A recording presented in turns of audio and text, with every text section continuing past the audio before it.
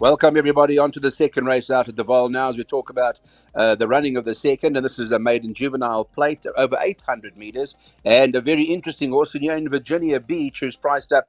I beg your pardon, the favourite here, Exchange Student, priced up at 6 to 10 in the second race, and that does appear to be quite hard to beat. I know this morning, whilst we're recording, so everybody knows, we've had a storm, a southern storm here, and I believe it's on the way to the VAAL. Hopefully, it only gets there much later this afternoon, but they are predicting some rain today. Darren, how's it going? How's it, Clyde? I'm good, thanks. Listen, this race too, I thought was a two-horse race originally, Exchange Student and Zanovi. Now, Zanovi's just been taken out this morning. So Exchange Student, surely this filly's going to get it right at the second time of asking. She was flying up behind Miss Geriatrics on debut, and I think that form line's looking quite decent in time to come. So Exchange Student to win the second. Okay, so that's our play. We'll put up what we recommend for the second race and have a look at what the boys want to do here. And well, Darren's worked out a double. He's going with Exchange Student into a bowl first, and that's the double. They're both short, but he'll call it the professional double. Let's see how it goes.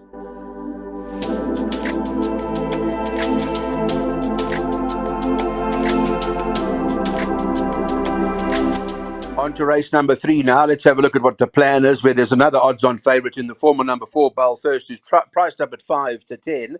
Number 6, Florida Hills, are first-timers, 33 to 10 in the market. And obviously, one's got to watch the market very closely with that as we go into our pick 6. Darren, let's have a chat about the third.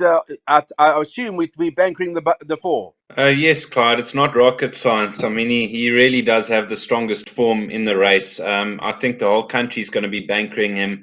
The only possible danger could be the first timer, but in pick 6, that doesn't really matter. If the first timer wins and bowl first happens to run second, you still qualify. So bowl first a banker. Okay, so fairly straightforward. The third, that's the play. Here we go. Let's take a look at what it looks like in today. We are bankering that, and then the rest of the numbers that will come up on your screen. You can take all of them down. There are no more bankers. Let's shout the first one home, and then let's get 2023 off to a good start. Hopefully, that's the case.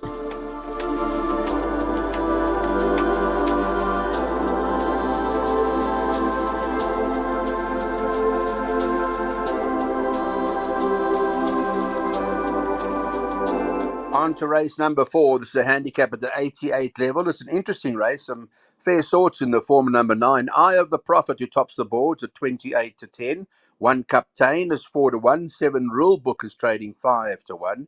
And number 4, Billy Bowlegs, is trading at around 11 to 2. 7 to 1 Clarkson and 10 to 1 and better about the rest.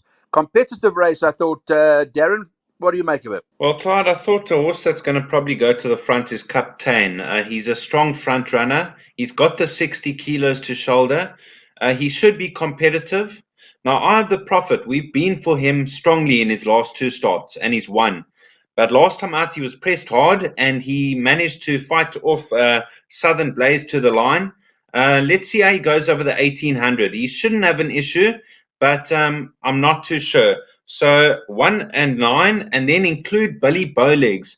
Now this horse ran in the 3 feature races in his last 3 starts. The Dingons last time out. He's run off Cousin Casey, Anfield's Rocket, Union Square. He should be very competitive in this company. Yeah, absolutely. I mean, that run to Union Square, the Dingons, I'm sure most people will know. But if you don't know, Royal Victory came out of there and won the other day. Electric Gold came from there and won straight away. Otto Lucan came out of there and won straight away. And Meridius. So that's probably one of the strongest or most powerful form lines in Johannesburg right now, the Dingons. So we'll watch Billy Bowlegs very closely. Let's take a look then at our recommendation for this race. It is a jackpot. There are the jackpot numbers going up on the screen. There's your cost, and you can take a percentage up to you how much you want to play today, but that's our jackpot. Watch out for the weather. You might want to look for horses that may want to run in a bit of a softer track. Spoke to Gabby Soma this morning. The penetrometer's on 20. That was this morning, but hopefully the rain's been staying away. We're recording this, by the way, at 10 o'clock.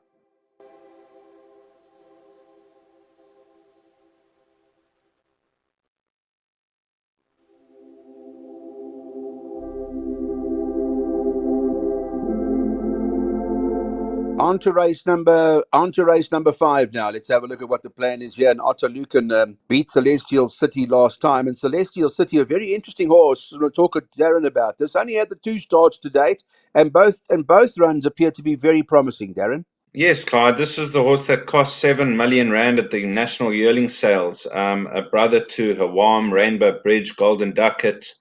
Won really nicely on debut. Last time out, he had to check it around the 400. He didn't get the clearest run, and it put him on the back foot. And then he stayed on towards the finish. He looks like an out-and-out stayer, and he will appreciate the step up and trip.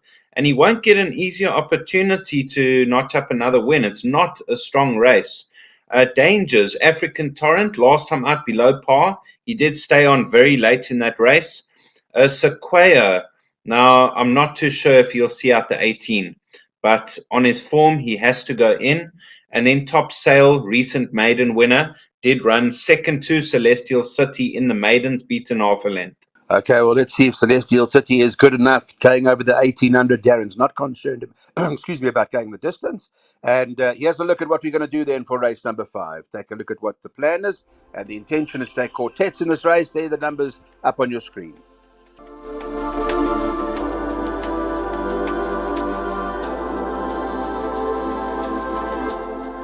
Right, let's get on to some of the more competitive racing. I like Trump My Queen here. I think it's a big runner, and trading 9-2 for the Gavin van Zyl stable that Raymond Danielson rides.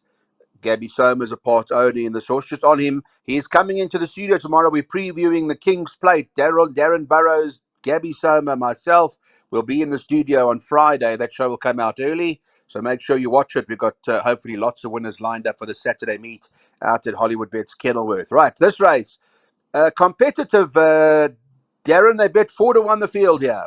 Competitive race. Trump My Queen, very costly to follow. This filly, I've been for her on a number of occasions because of her rating drop, and she hasn't quite got there. But she will remain my first choice because her rating's down another 2 points. I just feel it's the right company for her to finally win again. Dangers. There will be horses like Ideal Future, 20-1, I think, is a runner. Little Miss Sunshine, she's in form as well as time for that from a good draw. So, Trump My Queen, my first choice. I will be disappointed if she doesn't get it right because this is the right company. I like the fact that you found a 20-1 shot in the form of Ideal Future, and we can maybe use that in exactas and trifectas and all of that sort of stuff. That's number 8 on the card. Okay, the play in this race. Let's take a look. We're going to do the following. We're taking pick threes, and those are the horses on the screen. Going into now races 6, 7, and 8 to give you some interest for the last 3 races.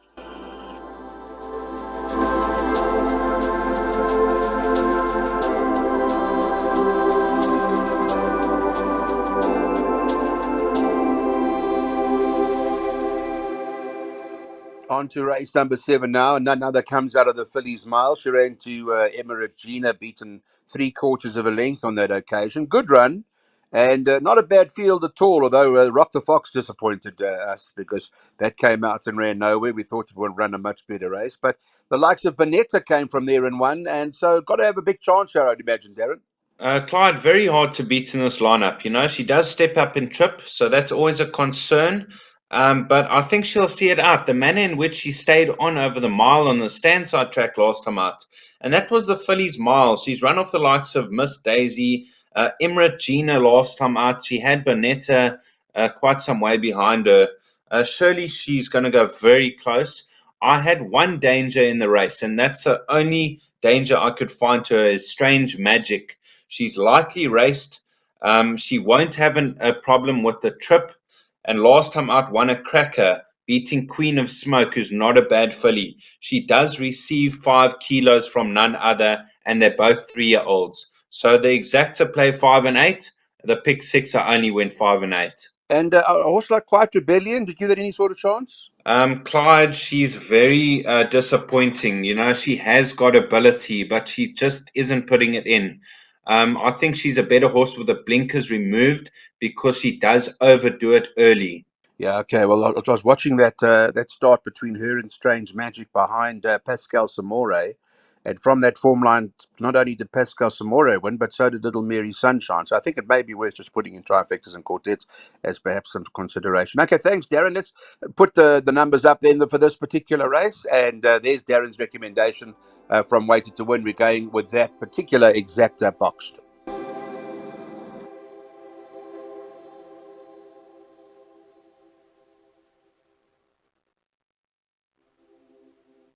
On to the eighth and final race now here at the VAAL. And number 2, Fogbank, is top of the board for St. John Gray, one of the favourites at 9-2. Mike the Cox got ready to fly here at 9-2. At number 4, Stormy Seas is trading at 5-1. 6, Letitia's Angel, 5-1 at 10 o'clock this morning. 11-2, number 3, Coming in Hot.